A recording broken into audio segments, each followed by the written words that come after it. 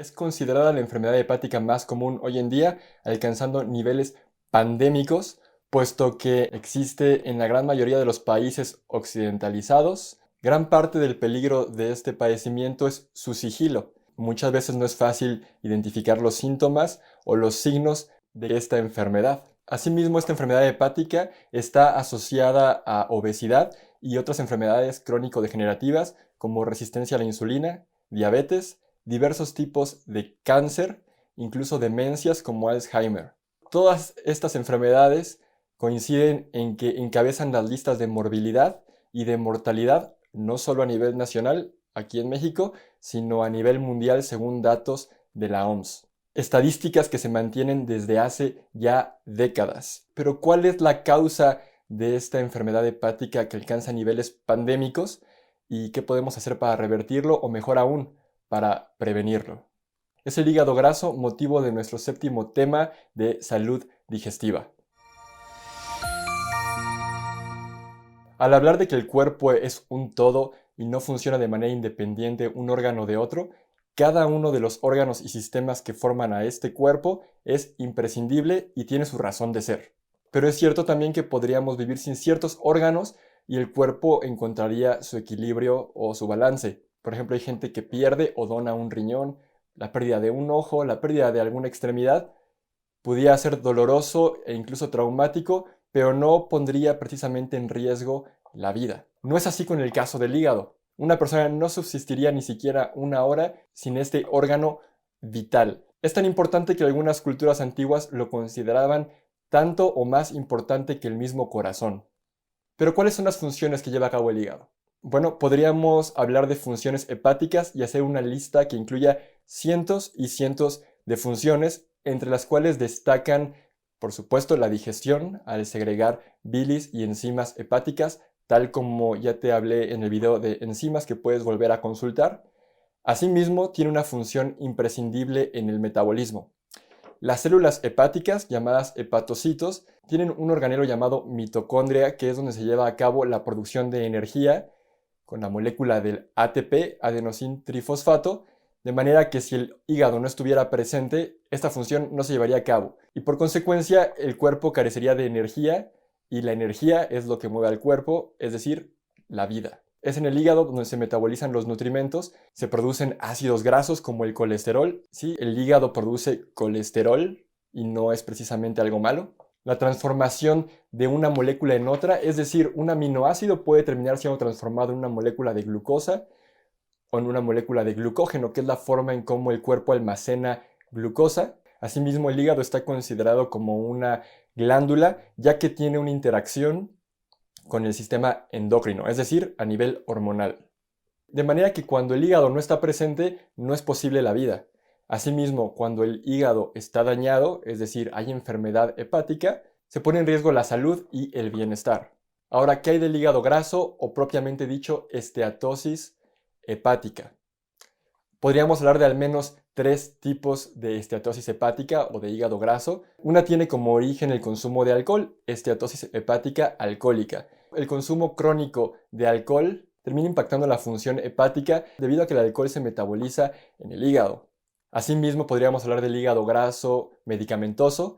El hígado metaboliza los fármacos que consumimos o incluso que ingresan vía tópica, es decir, a través de las membranas y mucosas del cuerpo. Algunos medicamentos pudieran ser más agresivos que otros al hígado y sufrir un daño gradual pero progresivo durante el tiempo, es decir, un consumo crónico, mucho tiempo.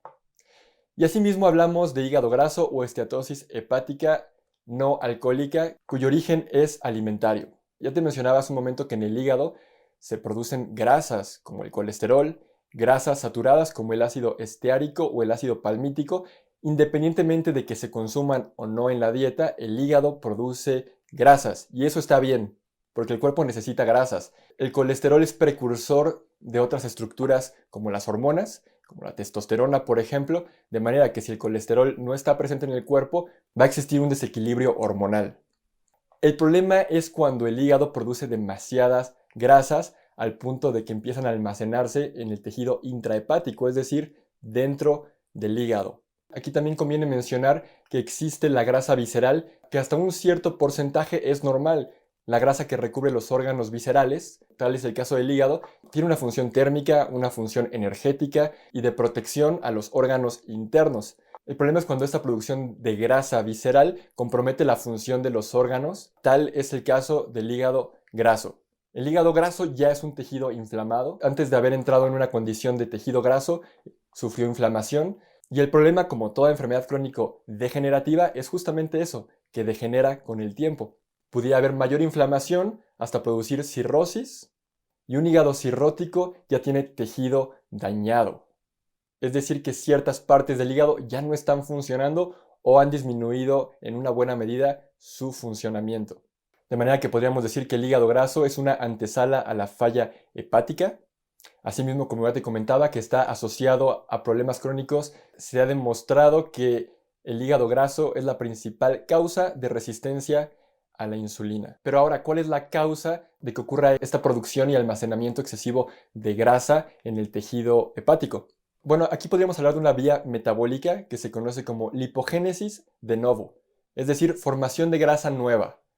Yo te decía hace un momento que las células hepáticas tienen la capacidad de transformar una molécula de glucosa en grasa o incluso una molécula de aminoácido proveniente de una proteína en glucosa para que después esa glucosa entre en el ciclo de Krebs, que es para producir energía a través de las moléculas de ATP. Todo esto se conocen como vías metabólicas y ahora te quiero hablar de la lipogénesis de novo, formación de grasa nueva.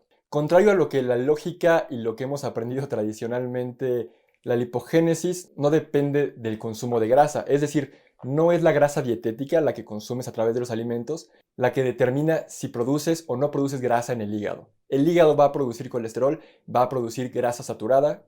El asunto es que el hígado produce más grasa entre más alto sea el consumo de hidratos de carbono, particularmente refinados, hidratos de carbono simples. Tal es el caso de la glucosa y más aún de la fructosa.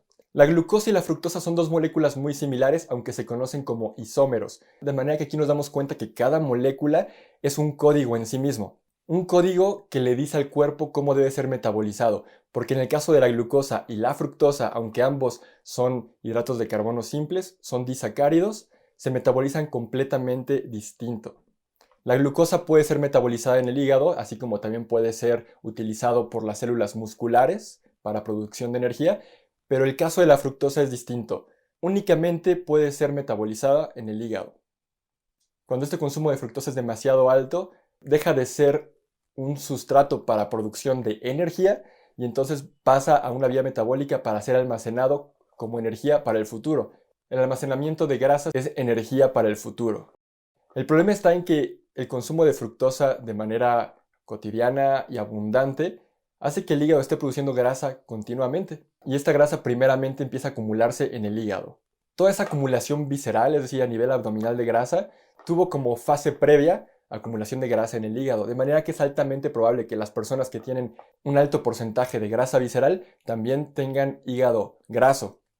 ¿A través de qué medios o en qué alimentos encontramos la fructosa? El nombre fructosa viene a hacer alusión a las frutas porque es cierto que la fructosa es el azúcar de las frutas. Consumimos fructosa cuando consumimos fruta.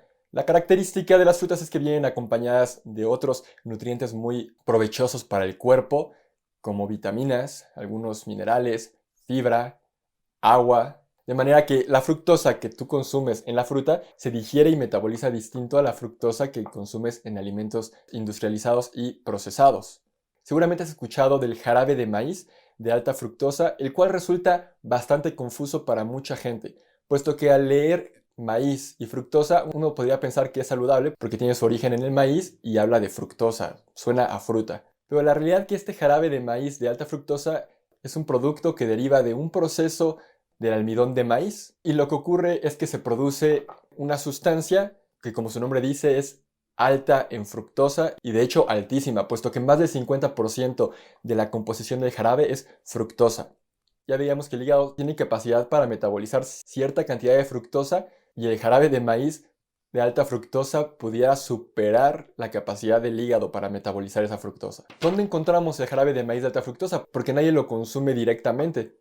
Es el edulcorante o endulzante principal de gran mayoría de los alimentos industrializados que encuentras en el mercado.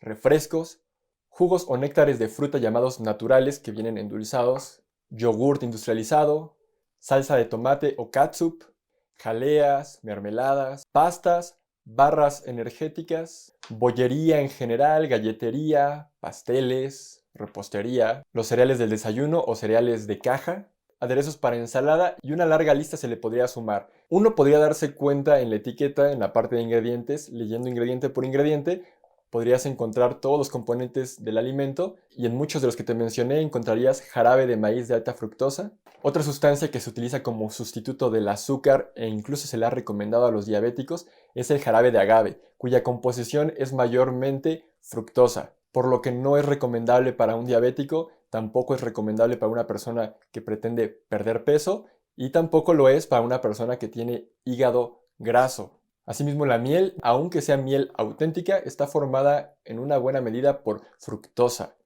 Ahora, el problema no es la fructosa en sí mismo, sino el exceso. Y especialmente, y aunque suene repetitivo, grábate este nombre, jarabe de maíz de alta fructosa. Quizás el enemigo público número uno de las últimas décadas que pudiera ser culpable de las grandes pandemias metabólicas, tales como obesidad, diabetes, resistencia a la insulina y por supuesto hígado graso.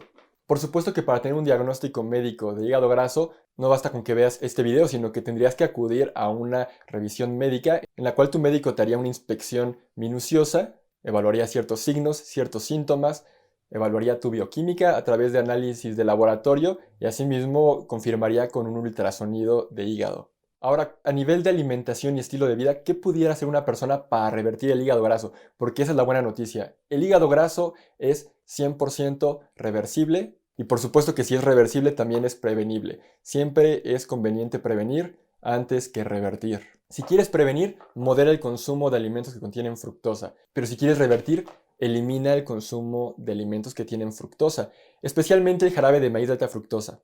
Pon atención a las etiquetas cuando son alimentos industrializados, busca ese ingrediente y si lo contiene, busca una mejor opción y más aún, si puedes prescindir de los alimentos industrializados y optar por alimentos reales, siempre será una mejor elección. Yo te decía que las frutas tienen fructosa, pero la realidad es que si tu consumo de fructosa es meramente proveniente de las frutas, difícilmente podrías generar hígado graso por esta lipogénesis de novo. Observa más bien los industrializados. Ahora, si lo que quieres es revertir, podría ser necesario que evites ciertas frutas, particularmente las que tienen mayor cantidad de fructosa. Y esto solamente de forma temporal en lo que solucionas el problema, porque si hay hígado graso es evidente que hay un problema metabólico. La fructosa que consumes termina entrando a la vía metabólica de producción de nueva grasa. Adicional al tema de la fructosa, siempre es recomendable tanto para prevenir como para revertir, evitar el alto consumo de azúcares refinados, hidratos de carbono procesados, harinas procesadas y refinadas, y quedarte con alimentos integrales con la menor cantidad de procesos. ¿Qué hay de las grasas? ¿Tienes que limitar el consumo? La realidad es que no, en el sentido de que la lipogénesis de novo no es dependiente de tu consumo de grasa. Ahora, tal como voy a hablar en un tema en algunas sesiones más adelante, hay que aprender a diferenciar entre grasas. Hay grasas saludables y grasas que resultan ser tóxicas y nocivas. Pero lo que compete al tema de hoy es enfocado en el consumo de glucosa y especialmente de fructosa. Una buena noticia es que al revertir una condición como el hígado graso no alcohólico, es que a su vez estarás revirtiendo condiciones como la resistencia a la insulina y todas aquellas enfermedades que están asociadas a ella. Diabetes, obesidad, distintos tipos de cáncer, demencia, y de esa forma dejará de ser un número más en esa estadística que encabeza los datos epidemiológicos de la mayoría de los países del mundo. Aún tenemos más que hablar del hígado y de la vesícula biliar y que será el tema de la próxima sesión. Estaré hablando de la formación de cálculos biliares, cuáles son las causas y también cuáles son las soluciones. Recuerda que todo esto es a nivel de estilo de vida y lo mejor de todo es que uno lo puede hacer sin invertir demasiado. Lo único importante es un cambio de conciencia y de entender que la salud propia siempre es responsabilidad de uno mismo. Seguramente has escuchado, pon tu salud en manos de los expertos. Y yo te diría, asesórate con expertos, aprende de los expertos, pero la salud está en tus manos. Nadie se va a encargar de tu salud como lo debes hacer tú mismo. Aprende, estudia, asesórate y entonces haz. La salud nunca será resultado del azar, sino que es consecuencia de una serie de acciones premeditadas y encaminadas hacia un objetivo. Acciones que engloban estilo de vida y hábitos, no solamente de alimentación o actividad física, sino también de pensamientos, emociones y lazos sociales. Y nuevamente, y como en todos los videos anteriores, te invito a estar pendiente del próximo tema. Muchas gracias por mirar este video y hasta la próxima. Chao.